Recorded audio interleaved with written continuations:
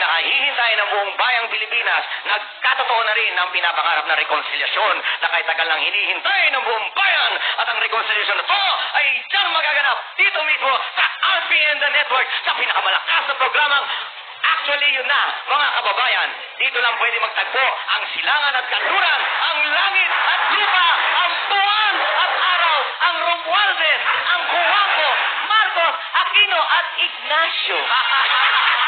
Walang iba kundi si Congressman Bongbong Marcos. Tumayo po tayo lahat at magpugay.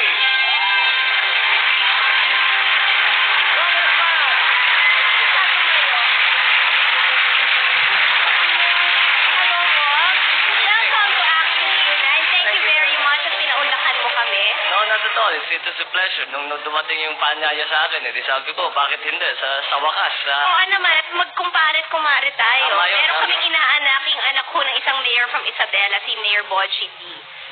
How are you? I am fine, thank you very much. I've been a little busy, but... I commented kanina na you lost a lot of weight. Is it because of your health club? Hindi. Well, I try to keep a health regimen. Talagang natutunan ko yun sa ama ko is to try and exercise. Lalo na pagka nangangampanya ka o nasa labas ka, it's very important, you know, because you have to keep going, you don't eat at the right time, hindi ka natutulog. So, those things have to be maintained. Speaking of your father, what was President Marcos like as a father growing up?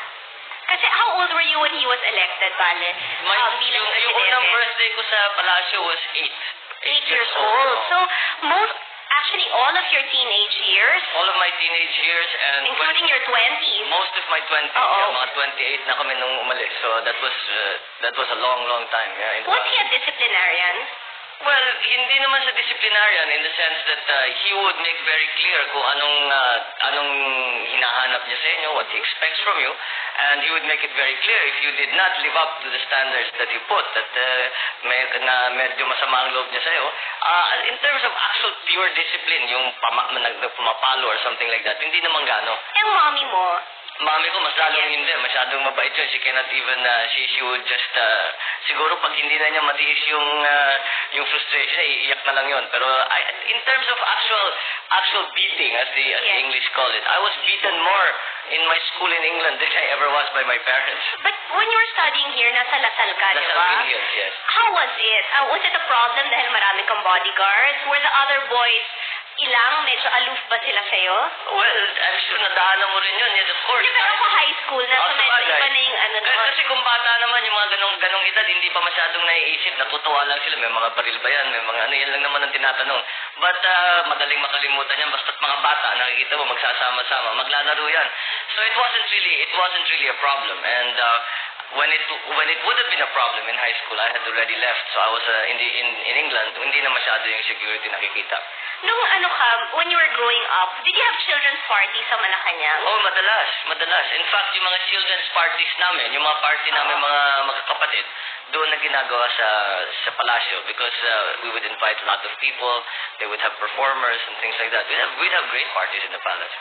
All your life kasi, bale, both parents are very active in politics. Do you think that is what has led you to go into this kind of life?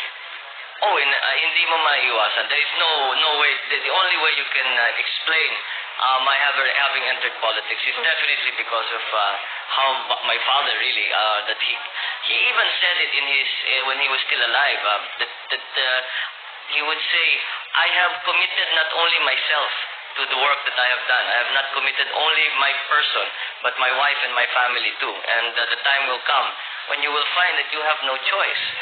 Not to enter politics, but perhaps in the positions, in the kind of causes that we would champion. So, matagal na talagang alam na namin na kahit papano, yung ginawa ng aming ama will affect us for the rest of our lives in whatever fashion. So, and it's turning out to be true because how can something that dominant suddenly just go away. So kahit na ngayon, ilang taon na ito, we're still feeling the effects of what my father did. And I have no doubt, to the day I die, I will be feeling those effects. You're the middle child ba? I am the middle child, yes.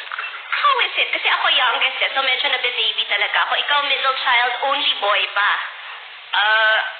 Siguro, I don't know. I never felt Dominating bang ate si Amy? Hindi naman. Ate, she was a proper ate. Tinuturuan kami. Halimbawa, nung bata pa kami, nung una kaming dumating lalo sa England dahil hindi kami Bakit kayo marunong. pinadala sa England? Mostly security. Yeah. Madami kaming problema sa security dahil ako, marami Anong year na when you went to England, I Vale? left for England in 1969. My first, no, 70 was my first year there. And then, you stayed there until when? I stayed there for almost 10 years until I left for University of Philadelphia, Pennsylvania. Nag-Wharton ka, di Yeah, ba? that's when I went to Wharton, yeah. Do you feel na those 10 years helped you a lot? Kasi at least, medyo ordinaryo kang citizen. Malaking bagay dahil in fact that was one of the reasons that my father, but of course he would have preferred na dito kami nakatira sa Maynila. How did you keep in touch with what was going on dito? It Kasi wasn't syempre when martial law was declared, you were abroad. It wasn't easy. When martial law was declared, we had expected something dramatic to Yes. happen. Because marami ng beses na my dad would say that this is a real problem, we may have to do this, we may have to do that. But in general, how did we keep up? My parents would send us newspaper clippings. We would call, we would write. In my school in England, there was you had to write one letter to your parents every week.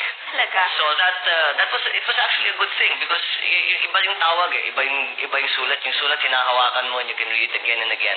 And it really taught I think both sides, including my parents, the habit of writing. So they would send us the news. Nung nauso na yung videotape, magpapadala ng videotape. So that they would try, but inevitably pag uwi mo rito, maraming nangyari na hindi mo na namalayan. So you just have to catch up. Medyo let's go naman dun sa lighter side. Ang first girlfriend mo ba, since you were in England, British ba siya?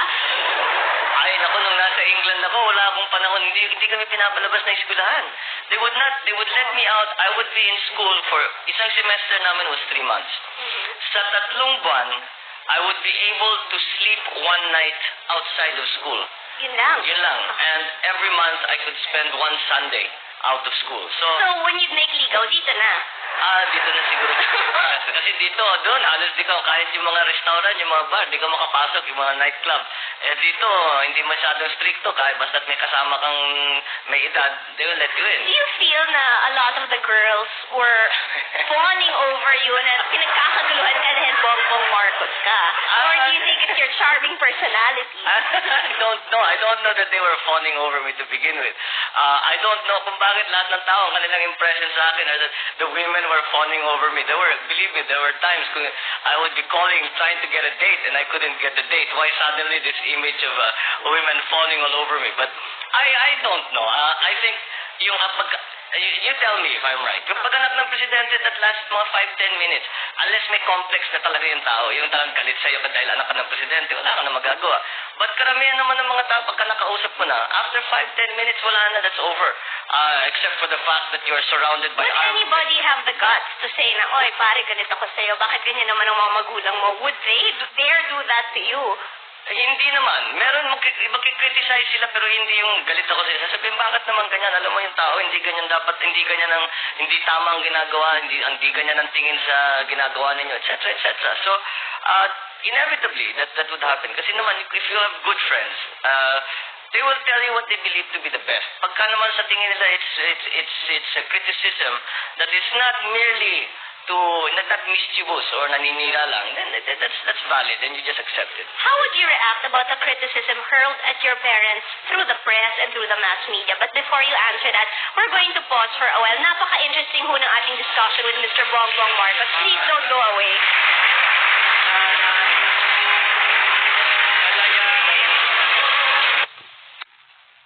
How you'd react to criticism. Kasi ako, I would be affected by it. Would it affect you as well? I guess nung talagang mabigat na at saka masakit na, well, there were times, that especially after 86 when people were taking real liberties with the truth. And wala, nandun kami, hindi kami makasagot, wala kaming access sa mga media, wala tayong magagawa, ganun lang talaga. But yung run-of-the-mill na pangkaraniwan na... Kung ang video natin ngayon, bayan, maaari ba i-like, subscribe button sa ating YouTube channel.